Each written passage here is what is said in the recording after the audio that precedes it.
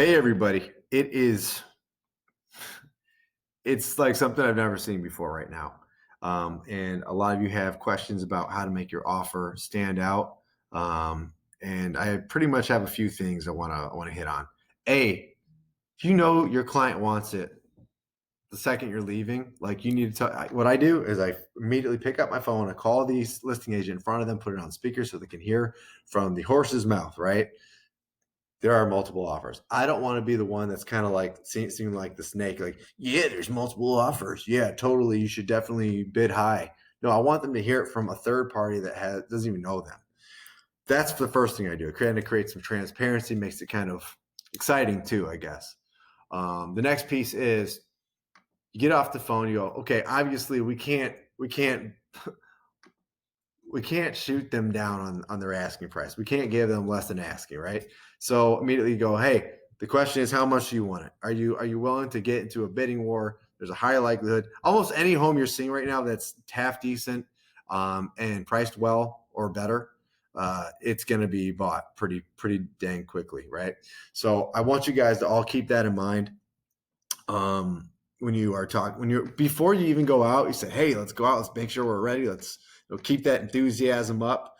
If we see something, we're going to pull a trigger today. That kind of thought. Like, don't sound like over pretentious or pushy, but just let them know, like, this is the world, and say, hey, I wish you would have caught us 3 weeks ago, because 3 weeks ago, we probably could have underbid a couple of people, but the last 2.5 weeks have just been outrageous. So getting back to the offer element. Offer wise, when you are trying to get a deal done, when they've already said, yes, we want to offer, yada, yada, yada, there's a couple things I want you to know. Escalation clauses, do them or do not, right? That's the question.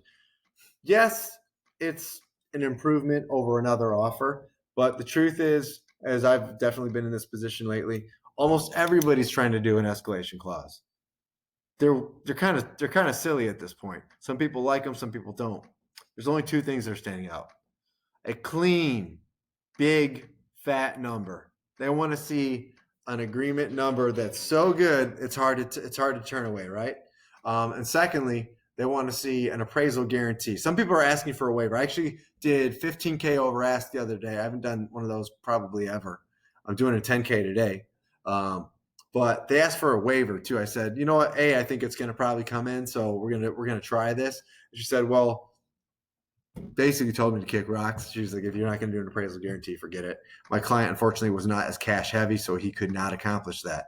But my point is, come in as strong as you can. Know that you obviously will need to appraise, and if you're worried about appraisal, maybe you can't come in that strong. But if you feel like it'll come in well enough, the best purchase price will probably have the most validity. Second thing, occupancy. If you can help with occupancy, if they're buying to sell or whatever, is you can give free post-close occupancy. That's huge. I definitely recommend doing that if you have capacity, or give like first 15 days free and the next 15 at 1/30th of pity. Usually it's 30 days at 1/30th of pity, right? The mortgage payment is pity, PITI, which is your principal, your interest, your taxes, and insurance, PITI.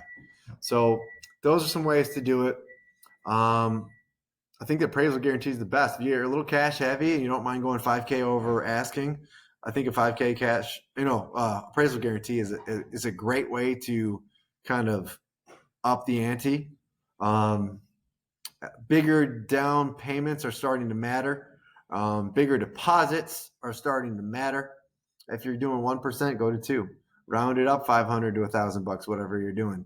I think that's honestly the way to do it.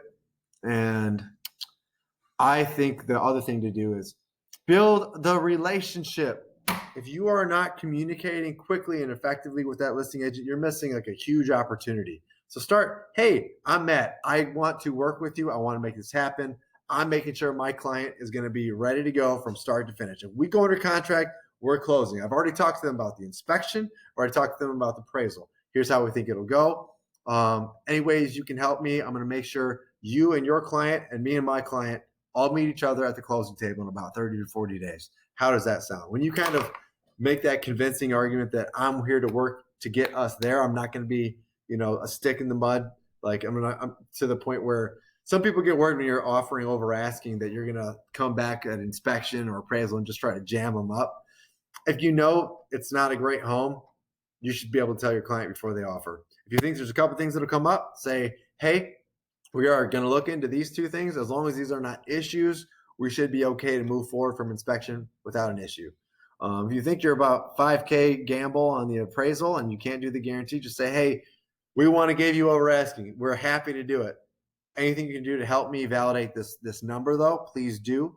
And if we, worst case scenario, if we can't get you past that, if we're already in there, is it reasonable to assume that you and your seller have had that discussion, that you'd come down to meet us if it's very close to what we offered? They'll probably say yes. They won't give you a guarantee, I'm sure, but they'll probably say yes. So I hope that really helps kind of get you guys in the right mindset for where we need to be in this absurdly crazy market. Again, I have never seen anything like this, and I hope people who have never even seen what a deal looks like now have 2 or 3. So hopefully you're one of those people or more. But stay strong, stay respectful out there. I know there's a lot of hotheads, a lot of agents getting rude, even with me. People are anxious. They're trying to fight for their buyers. They're trying to make money after being broke for 2 months, right? So do your best. Keep a level head on your shoulders, and call me if you need anything. See ya.